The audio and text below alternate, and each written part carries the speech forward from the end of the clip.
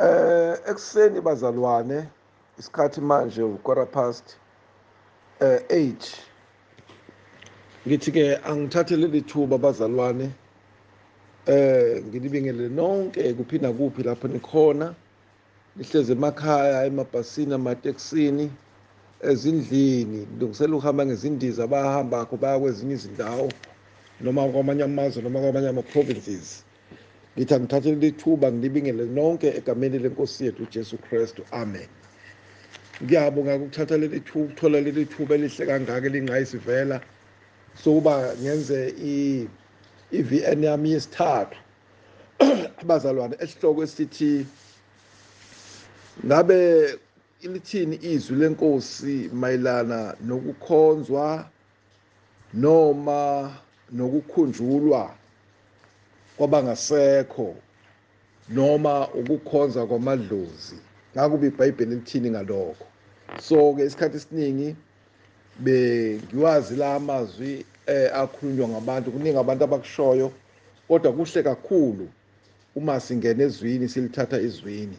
But before ngikhiphe ngifundise ngalokhu, ngiyacela nje ukuba ngikhuleke. Baba, egameni likaJesu waseNazaretha inkosi yethu, nasi isihloko baba othanda ukusipha sona ekuseni ukuba sikhulume ngaso, sixwayise, sifundise kubo bonke abantu abakhele kuleli lakithi lakamthaniya. Sithi uNkulunkulu ka-Israyeli, wena owazi izinhliziyo zabantu, nowazi ukungazi nokwazi kwabantu, uNkulunkulu ohlolisisa imibhalo ngokupheleleyo, ngoba ilizwi lakho uqobo wena osipha lona ngesihle sakho, uNkulunkulu ka-Israyeli. Siyabonga baba nasekuseni, yiba nami ngisakhuluma lezi zindaba ezinkulu kangaka. Uvule izindlebe zalona lowo yokuyizwa le broadcast, uNkulunkulu ayithathe ngokukhulu kwethembeka, aze ayidlulisele nakwabanye beyikhambi kukho konke empilweni yomuntu ophilayo. Sibongile-ke Moya Ingcwele, thatha izibongo, thatha udumo lungolwakho, egameni likaJesu Kristu inkosi, amen. Bomama, bomkhulu, bogogo, bo-anti, bosisi, bomakoti, bantwana abancane, ngisakhuluma lawo mazwi. Igama lami nguBongani David Maphanga, ngihlala ngokuzalwa ngisoGobandlovu, ne-local church yami isoGobandlovu, Assemblies of God, kodwa mina ngokuhlala sengaba la eMpangeni eGrantham Park, house number 4. Ngithi-ke ake ngikhulume bazalwane ngaphansi kwesihloko esengisethulile kini ekuseni, ukuba sikhulume size ukuthi izwi lenkosi lithini ngalokhu. Uma ufunda-ke Izaga chapter 16, ngiyacabanga ukuthi abantu bazobhala lamazwi engiwakhuluma, lamavesi engiwadlulisayo, ukuze umuntu ayihlolelele seyedwa, kungabi ngokuthi nje uzwe ngikhuluma kwadlula kanjalo, kodwa phinda ucheck-e lezi zinto usuwedwa. Kunezwi-ke futhi ukuqala nje ngifuna ukukhuluma ngalo lithi Izenzo 17 verse 11. Lithi-ke labo-ke babe bahle kunabaseThesalonika, balamukela izwi ngenhliziyo yabo yonke, bahlolisisa imibhalo imihla ngemihla ukuba zinjalo yini lezo zinto. Ingakho-ke ngithe indaba yethu yonke size sifike esiphethweni ngiyidlulisa ngezwi, ngoba yizwi elicacisela kahle umuntu. Uthi-ke uJesu-ke kuJeremiya 5 verse 14 uthi, ngenxa uba nikhuluma leli zwi, uthi ngiyokwenza amazwi ami abe umlilo, kuthi labe nikhuluma kubona libashise, baphenduka izinkuni phambi kwenu. Ngokukhuluma izwi bazalwane, line-impact engasuka phansi, line-impact emangalisayo, ngoba ligcotshwe uNkulunkulu. Uma ufunda u2 Timothy chapter 3 verse 16, izwi likaNkulunkulu ligcotshiwe, linamandla ekufundiseni abantu ngokukaNkulunkulu opheleleyo.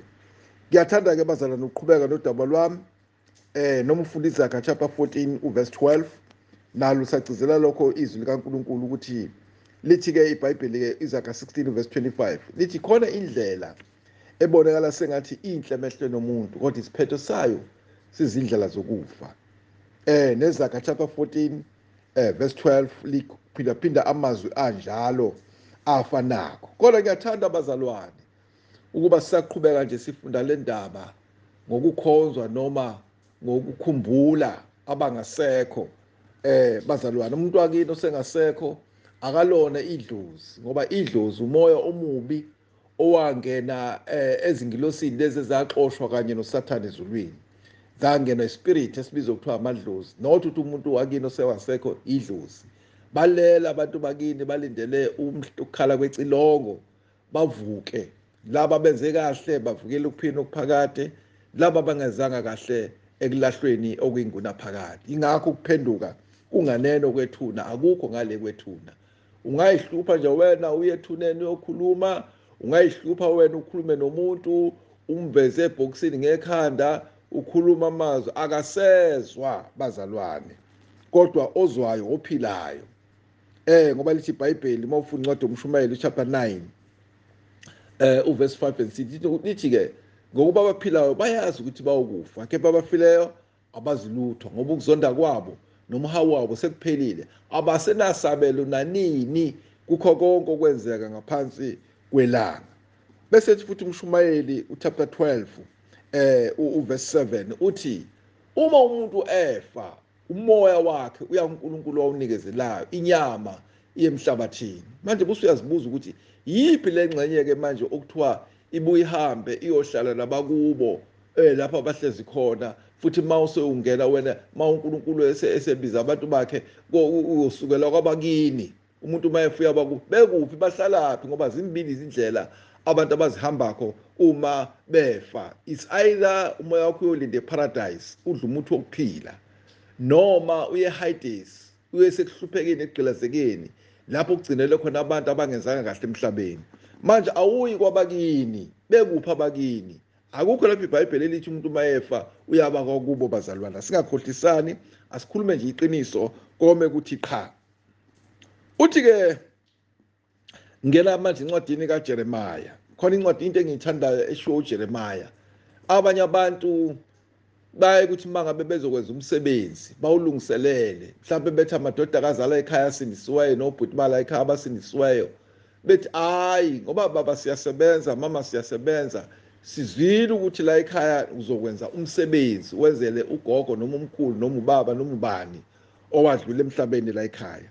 Hayi gogo, ngoba uyangazi ukuthi mina ngisindisiwe mama, angisenzi mina lezi zinto zamadlozi nani. Bese ethi kodwa baba ngizonikelela ngemoto yami ithutha amanzi, nithenge ngayo nikuthengakho, nanku u-1500 ukuthi nani nibone ukuthi yini eningayidinga uma kushoda. Mina-ke ngoba ingekho, ngoba niyangazi ukuthi angihlangani namadlozi. Uthini-ke iBhayibheli ngesimo esinjengaleso? Uthi uJeremiah chapter 7 uverse 16 uverse 17 uthi uyababona yini laba bantu ukuthi benzani ezitalatala zaseJerusalema? Abantwana batheza izinkuni, obaba baphemba umlilo, omama baxova inhlaba kube bezela inkosazana yezulu amaqebelengwane. Uthi bangicunule mina Jehova uNkulunkulu wabo. Ngifisa ukucacisa-ke bazalwane ukuthi uma kuzokwenza umsebenzi uyabuka uNkulunkulu esezulwini ukuthi njengoba la ekhaya nje sekuphuma usuku walungiselela ukwenza lo msebenzi kuba benze into emcunulayo uNkulunkulu ngezenzo zabo. Uyabuka uNkulunkulu ukuthi ubani utheza izinkuni, ubani uyathunya isitolo, ubani uorganize iprogram, ubani uthi kule program kuyoba khona umfundisi othize ozoshumayela. Bese fika umfundisi athi hayi mina ngizukuya emathuneni bazalwane. Okwesibili, ngeke ngiye mina lapha enishisa khona impepho, kodwa mina ngizohlala etendeni, ngizoshumayela etendeni njengoba ngikuprogram nje. Ngokwenze njalo you are part and parcel of the function, simply because bathe mabehlela uhlelo lokuba baculule uNkulunkulu nawe bakufaka. Akekho umuntu abammisile esikhaleni, abamfakile ukuthi shumayele enkonzweni yokukhonza amadlozi, shumayele enkonzweni yesikhumbuzo samadlozi, abakufakile. Nawe you are part and, ngisho ngethinte, ngisho ngadle ngishiqatha. Omunye athi hayi mina ngizokudla ukudla kwesipunu, noma ungadla kwesipunu, noma ungadla koqoko, noma ungadla ngayiphi indlela, kodwa nawe you are part and parcel of the function. Ngani? Ngoba ube ingxenye ukuthi lo mcimbi uphumelele, bafaka wena ukuthi ke luphumelelise lonke, bakufaka ohlelweni ukuthi shumayela, wena yenza lokhu nalokhu. So you are part of it. Ungaze uyihluphe nje uthi hayi ngoba uya ngemathuneni, ngoba wena uyanga lapho kusekwa lamadlozi uyihlale nje ekamereni wayidlela ukudla kuphela. You are part of the function. That you must know very clearly. Uthi ke uNkulunkulu ku-Isaiah chapter 8 verse 19 lithi abaphilayo bangayeni kwabafileyo, aniboni ngani ukuthi akukhona ukusa lokho? Ake ngiphinde. U-Isaiah chapter 8 verse 19 uthi abaphilayo bangaya yini kwabafileyo, aniboni ngani ukuthi akukhona ukusa lokho? Athi ke uMshumayeli chapter 9 verse 4 and 5 lesi ngokuba abaphilayo bayazi ukuthi bayokufa, kepha abafileyo abazi lutho, ngoba ukuzonda kwabo nomhawu wabo sekuphelile. Abasenaso isabelo nanini kukho konke okwenzeka ngaphansi komthunzi welanga. Ngizothi-ke mina-ke bazalwane, noma kunjalo, uthi-ke uNkulunkulu-ke odla ukudla okuhlatshelwa abafileyo. Uthi lithi iBhayibheli kaMahubo 106 verse 28 lithi bazihlanganisa noBhaliphiyori, badla okuhlatshelwa abafileyo, bamculula uNkulunkulu ngezenzo zabo, kwabhoboka isifo phakathi kwabo. Yabona uma udla ukudla kwabafileyo ukuthi kwenzakalani? Kwesisikhathi hayi ukuthi uzokudla busugwila ngaleso sikhathi, but ngokuhamba kwesikhathi izoguquka lento ibe isifo kuwe esingalapheki. Ngani? Ngoba udla ukudla okwenzela abantu abafileyo, wenza umsebenzi. Kubalulekile bazalwane sihlukanise la ukuthi uma ngabe kushoniwe la ekhaya, yebo iyahlatshwa inkomo, kubizwa abazalwane, kubizwa nabantu bomphakathi bezohlala bedle baseqedwe konke kwenziwe ukudla abazalwane njengoba kuhlale kwenziwa njalo. Kodwa uma usukwenza wena emva kweminyaka noma emva kwezinyanga ezithizeni uphinde usibize, sokuyiritual phela manje, sokwenza umsebenzi wabantu abangasekho. Awuphindi wenza umsebenzi uma umuntu esedlulile emhlabeni. Nami nje washona ubaba wami ngo-1984, akho lutho engamenzela khona. Noma mama wami washona, angihlali ngihlabe embuzi, ngihlabe enkomo ngithi ngenzela umama wami. Ngimenzele kuphi phela ngoba akasezwa, akasabona, akasadle. Uhlezi lapha ahlezi khona ulindele ukwahlulela ngomhlobo phela. Lithini-ke iBhayibheli kabazalwane? Siyazi ukuthi-ke kuba nenkinga la uma kushada umakoti. Ashada umakoti, ahamba ayoshada emzini wakhe, bese bayamluleka komama bethi-ke abangabazalwane, mntanami usiyoshada manje. Konke okwenziwe emzini, kungaba bathi phakela imfene, noma bathi gaya utshwala, noma bathi yenza lokhu, yayiyani emathuneni okwenza umcimbi, hambe lapha ngoba unuganiwe lapho. Manje lithini-ke iBhayibheli ngalokho? Ake sibheke uMatthew chapter 10, siqala ukufunda from 35 to 38. Uzosifundela mlaleli ekhaya ngenxa yesikhathi. Kodwa ngiyafisa nje ukuthi iBhayibheli ngigcizelela ukuthi lithi iBhayibheli uma umuntu engamzondi uyise, engamzondi unina, engamzondi umfowabo, engamzondi udadewabo, uthi lowo uNkulunkulu owenza lokho uthi mina akangifanele.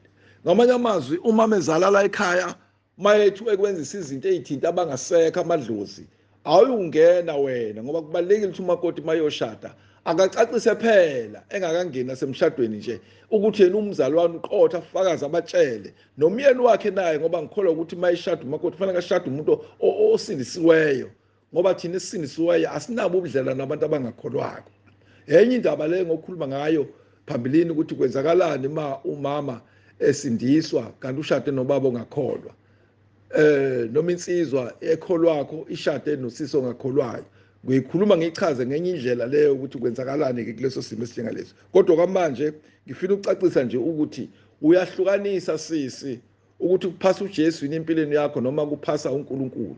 Uma kuphasa uJesu, phasisa uJesu. Uma kuphasa abasemzini, phasisa abasemzini. Kodwa uzozibona ngomhla uphela ukuthi uNkulunkulu uyokhuluma thini nawe, ngoba ukululekile ukuthi yenze njani wena ukuze ukhoze uNkulunkulu ngendlela efanelekileyo.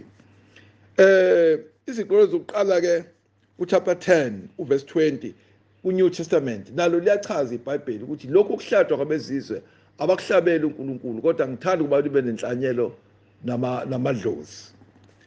NoLeviticus chapter 19 uverse 31 ukubeka kahle ngokusobala ukuthi ningaphendukeli kwaba namadlozi nakubathakathi, ningabafuni ukuba lingcoliswe yibona ngoba kuJehova uNkulunkulu wenu. Bese ke uchapter 20 Leviticus verse 27 elikubo idlozi owehlise noma owesifazane bobulawa nokubulawa bakhandwe ngamatshe igazi labo libe phezu kwabo. Leviticus chapter 20 uverse 27 usho njalo.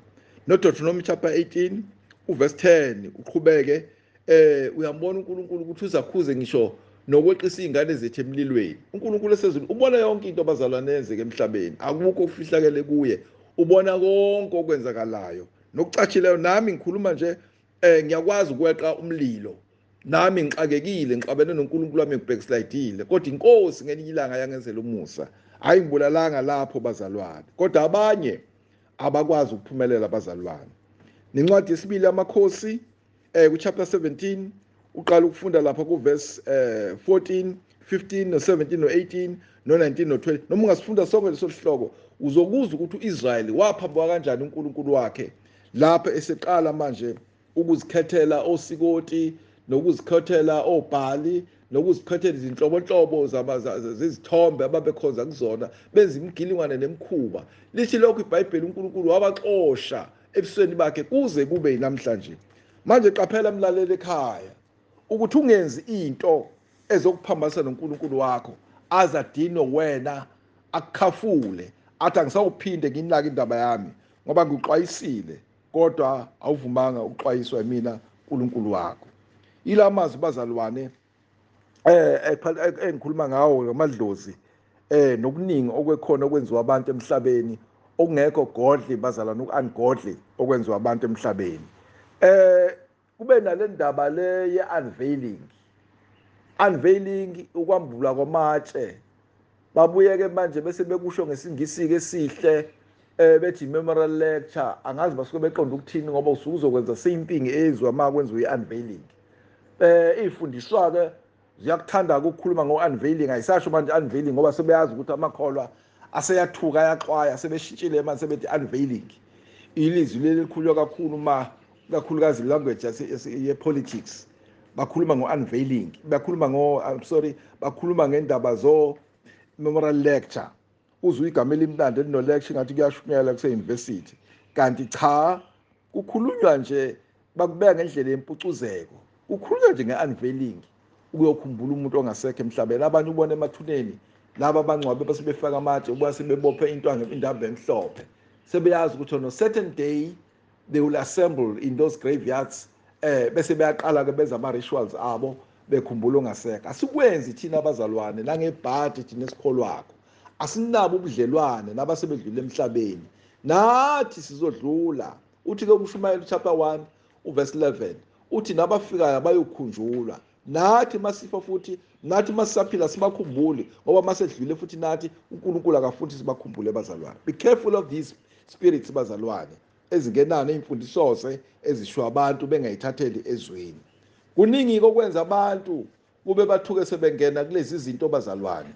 Abanye bangena ngokwepolitics, abanye bangene ngokoma-unions, abanye bangene ngokoma-political parties kwi-politics eziholele ekutheni bahlangane nalaba bantu bese kuthiwa kwakho umbimbi kuthiwa on a certain day so besenza i-unveiling yomuntu eqhawe elithize elafele emzaba, bebeke zonke iy'nkulumo ezidala ukuthi ubone nawe ukuthi ngampela kumele ukuba nami ngibe ingxenye yalo mcimbi ongako uzokwenzeka.